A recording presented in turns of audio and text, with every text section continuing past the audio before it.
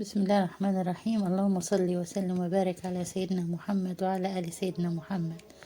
النهاردة هنعمل فطاير جميلة سهلة بسيطة للعشاء أو للغدا، بس هي يعني مستحبة دايما النهاردة في الأيام دي في الشتاء بنجوع كتير، ممكن نعملها واحنا سهرانين كده.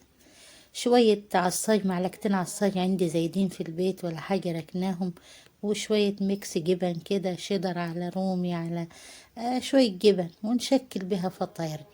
الفطاير بسيطة خالص، كوبايتين دقيق وذرة ملح ومعلقتين سكر وشوية زيت، وبعجنهم كويس خالص.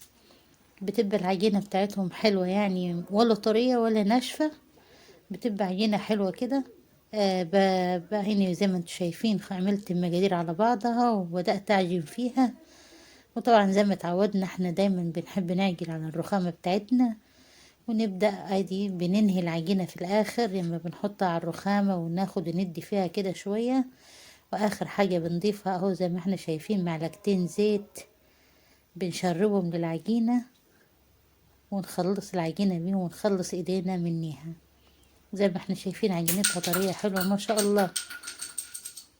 يعني الزيت ده بيخليها تطلع مجرمشة ويديها لون كده احمر لما بتيجي تطيبيها، ويبقى في منتهى الجمال. زي ما احنا شايفين العجينة بتاعتنا مش يابسة، يعني هي بتلزق في ايدينا اهي. هنقسمها لقطع صغيرة ونبدأ نجهزها للفرد. برضو هنفردها على الرخامة، برضو هنحتاج شوية زيت واحنا بنفردها، وهنبدأ عادي نفردها بإيدينا، نفردنا بالمردنة بتاعتنا زي ما نحب يعني.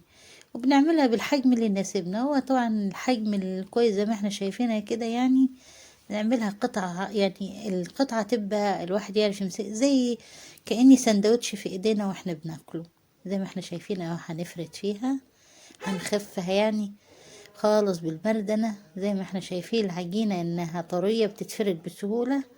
اول طريقة دي اللي هو شوية العصاج اللي احنا قلنا عليهم اهو، بنضيفهم.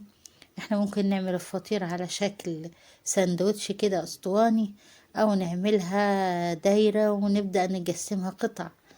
فاحنا زي ما احنا شايفين كده اهو حاطين الخليط بتاع اللحمة وعليه شوية جبن، وهنركنها على جنب. وهنفرد واحدة تاني عشان هي الحشوة هنا كتيرة خالص.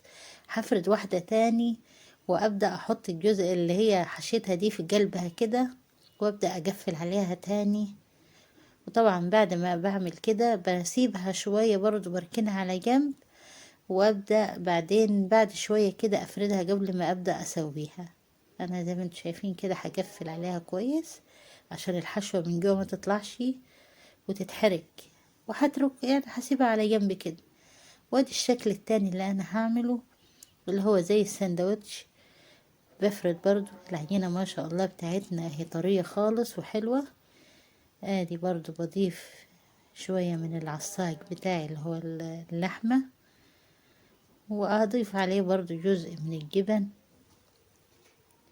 وابدأ الفه على شكل اسطوانة زي الساندوتش كده. زي ما احنا شايفين هبدأ الف كده بالراحة. اهم حاجة اقفل الجوانب زي ما احنا شايفين عشان ما يطلعش الحشو من هنا او من هنا. زي ما شايف زي كأني ساندوتش بالظبط. برضو اهو بركن على جنب، بشكل عجينتي كلها كل المقدار اللي معايا كله. وبعدين ببدأ في السوا. انا النهاردة هسوي الفطاير دي في الطاسة زي ما احنا شايفين كده ما شاء الله، لان هي خفيفة خالص. انا بفردها بالراحة خالص عشان ما تتقطعش مني.